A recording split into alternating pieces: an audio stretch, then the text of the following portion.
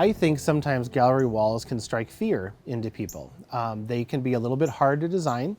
It can involve utilizing, potentially client images, past sessions. If you're working with a client who's maybe worked with a photographer in the past that's only given digital files, they may have some of that. So combining all those things, maybe their children's art, all that stuff, there's nothing that's off the table, but that can become a little bit scary. So with this scenario in this home, and like I had said in the introduction, this is a story and a half. It's very similar to the house that I live in, and what we have upstairs, because it's not a full height upstairs, you get what's called a knee wall, and that is the vertical space before the roof line actually starts going in. Now normally in air quotes, a knee wall is really wasted space. You really can't do much with it. Well, in this particular home, what we decided to do was take a portion of the knee wall at the top of the steps and create a really cool gallery wall. So this was really fun to do, and it involved the team in figuring out different imagery and some graphic design and frames. But overall, what you're seeing in front of you, and I got to put my glasses on so I make sure and read this correctly.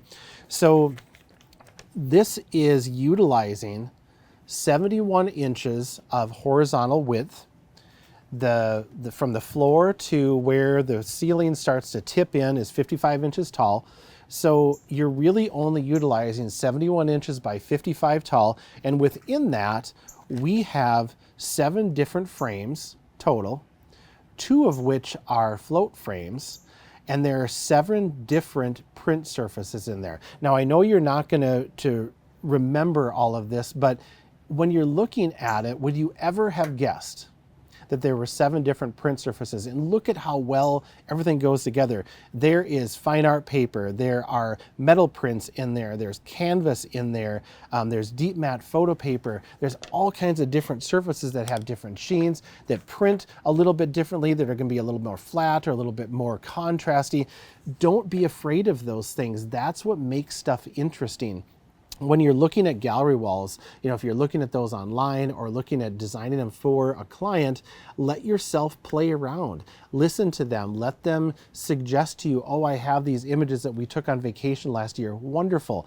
I have some of my children's artwork that I want to frame. Have you photograph and frame? Wonderful. Let's bring that together in with their professional photography and make this wall really interesting to look at.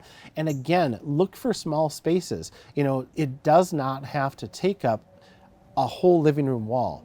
It can take up 71 inches by 55 inches on a knee wall in an upstairs of a story and a half, which is essentially space that you wouldn't use. So if somebody again comes in and says, well, I don't really have room for anything, maybe this will spark your creativity and you'll say, oh, I have an idea.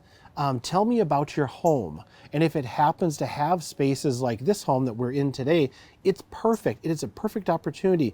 Hang them close together. Use a bunch of different styles of frames, mats, surfaces, acrylic, all the things. Let yourself play. You can design it and show it to them. And once they can visualize it, you will sell it. And again, like I said, 7 pieces of finished product is fantastic. That is a great order. And if they are bringing files to you, if they are bringing artwork to you, if they're bringing graphic design to you, whatever that may be, you're still providing the final product to them. And that provides for really great sales for you, and it provides for great experiences for your clients. And they are going to love it, and they are going to recommend you, no doubt.